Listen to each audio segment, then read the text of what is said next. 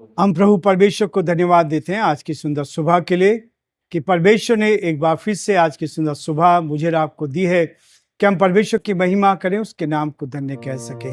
प्रियो, मैं आप सभी को दिल की गहराई से धन्यवाद देता हूँ। Living Christian movement fellowship ministry में जयपुर राजस्थान से आप सभी का स्वागत है, वेलकम है। प्रभु आपको बहुत आशीष दे, आपके परिवार पर आशीष दे। परमेश्वर का हाथ आप पर और आपके पूरे परिवार पर बना रहे, ये हमारी प्रार्थना है, ये हमारी दुआ है कि आप निरंतर आगे बढ़ते जाएं और आज का दिन आपके लिए बहुत ही आशीष का दिन बन सके और आप जीवन में आगे बढ़ते जाएं और परमेश्वर की महिमा करें। प्रियो, जैसा कि हम हर दिन एक नया बाइबल का पद देते हैं ताकि हम उस पद को लेकर आगे बढ़ते जाएं और परमेश्वर की महिमा करें। आज फिर से मैं आपके सामने यिर्मयाह उसका 30 अध्याय उसके 16 पद को आपके सामने में लाना चाहता हूं ताकि आप इस वचन के द्वारा आशीष को प्राप्त। इसने मेरे जीवन को बदला, मेरे जीवन में बड़े काम किए और ये है जब मुझे 9 जनवरी 2008 को ये पद मिला, परमेश्वर ने नई सामर्थ, नई शक्ति दी। ये लिखा है, परंतु जितने तुझे अब खा लेते हैं वे आप ही खाए जाएंगे और तेरे द्रोही आप सब के सब बंधुआई में जाएंगे और तुझे लूटने वाले आप लूटेंगे। जितने तेरा धन छीनते हैं उनका धन मैं छिनवाऊंगा। परमेश्वर इस वचन पर आशीष दे। यिर्मयाह उसका 30 अध्याय 16 पद है। प्रभु मुझे इस बात के लिए तसल्ली देता रहा। आज से 18 साल पहले प्रभु ने इस वचन को दिया ताकि हम प्रभु की महिमा कर सकें।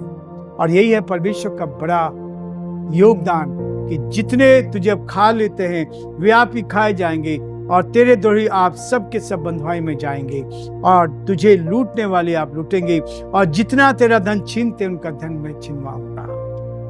परमेश्वर ने इस प्रतिज्ञा को आज पूरा किया है और मैंने इस चीज को देखा है।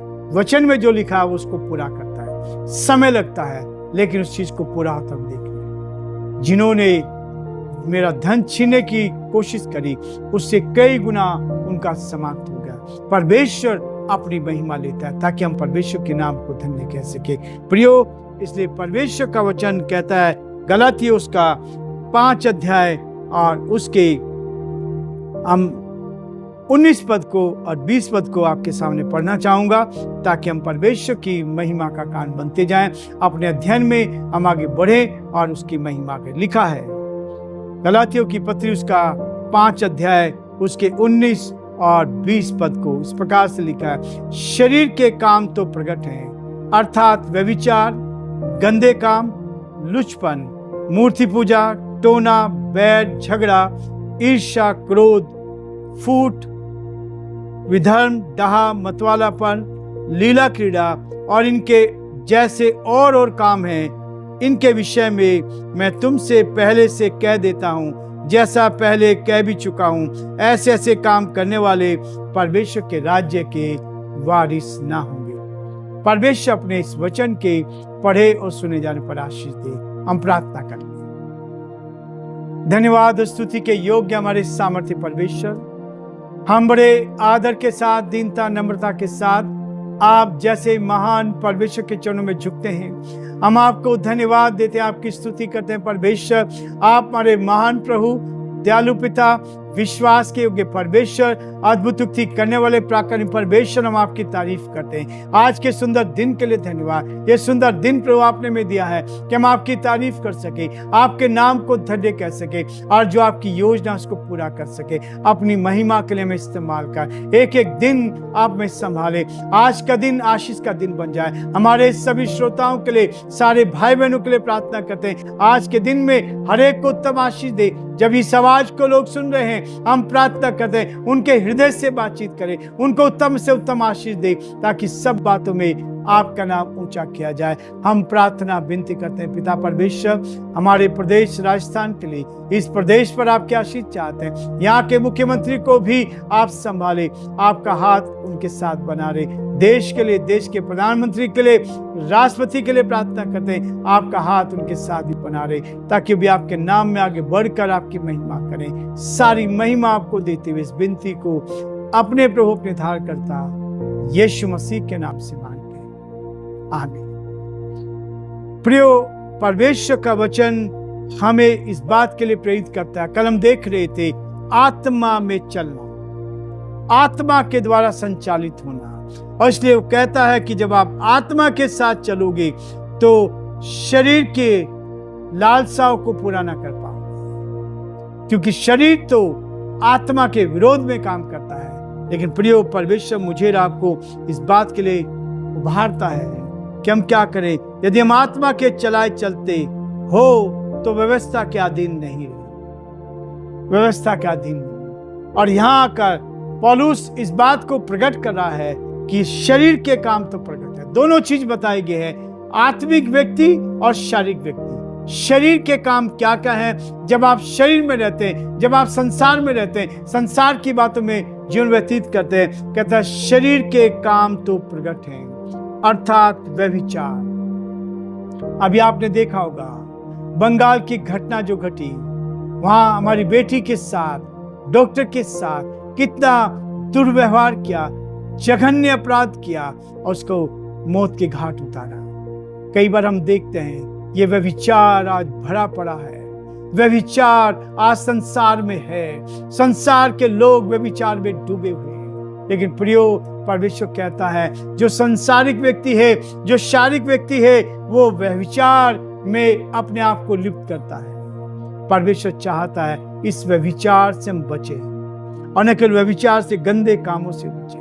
जो गलत विचार है, गलत भावना है, इनसे हम अपने आप को बचा के रखें। शैतान कभी नहीं चाहता कि परमेश्वर कभी नहीं चाहता कि हम इन कामों में जाएं। शैतान हमेशा हमें इस बात के लिए प्रेरित करता है कि हम परमेश्वर की महिमा कर सके, और जो परमेश्वर की योजना है उसको हम पूरा करें। इसलिए प्रियो, परमेश्वर मुझे और आपको इस बात के लिए कहता है कि अर्थात व्यभिचार हमारे जीवन से अलग हो। गंदे काम, लुचपन, टोना, बैर, ये हमारे जीवन से अलग किए जाए।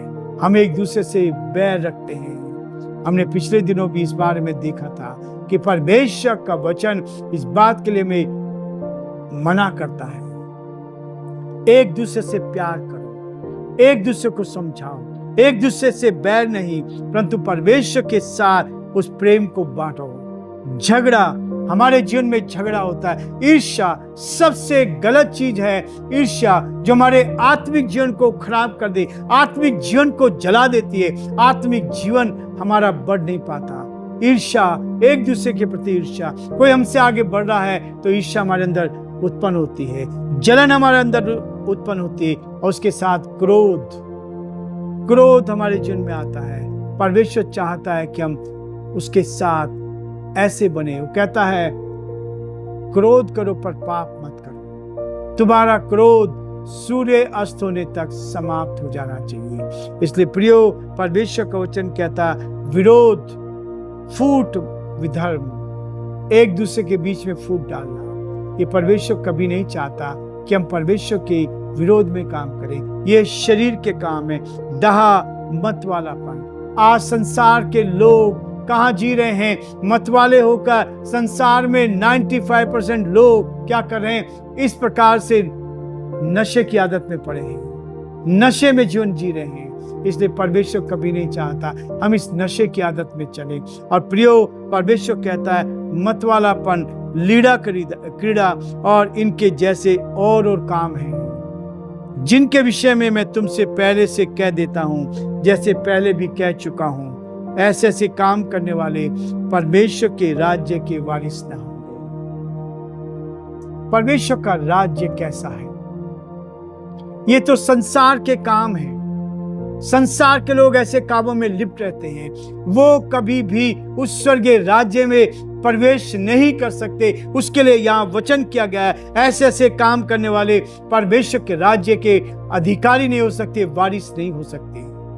इसलिए प्रियो, ये काम यदि हमारे जीवन में है, आज भी हमारे पास मौका है, इन कामों को छोड़ दे, इन कामों से अलग हो जाए। इन कामों से अलग होकर हम उस स्वर्गीय राज्य की तलाश में रहे, हम स्वर्गीय राज्य को चुन ले और अपने गुनाहों से तौबा करें। यदि हम अपने गुनाहों से तौबा करते हैं तो परमेश्वर हमें फिर से नया जीवन देता है, हमें अपनी संतान बनाता है, ताकि हम उसके साथ साथ आगे बढ़े और परमेश्वर की महिमा करें। कल फिर से हम इसी समय मिलेंगे, आगे बढ़ेंगे और ये देखने की कोशिश करेंगे ये तो शरीर के काम है, लेकिन आत्मा के काम क्या है उनको हम देखने का प्रयास करेंगे, ताकि परमेश्वर हमें आत्मा से भर दे, हम आत्मा से भर कर आगे बढ़ के परमेश्वर की महिमा करें। प्रभु आप सबको बहुत आशीष दे और परमेश्वर का हाथ आप पर और आपके पूरे परिवार पर बना रहे, ताकि आप जीवन में आगे बढ़कर परमेश्वर की महिमा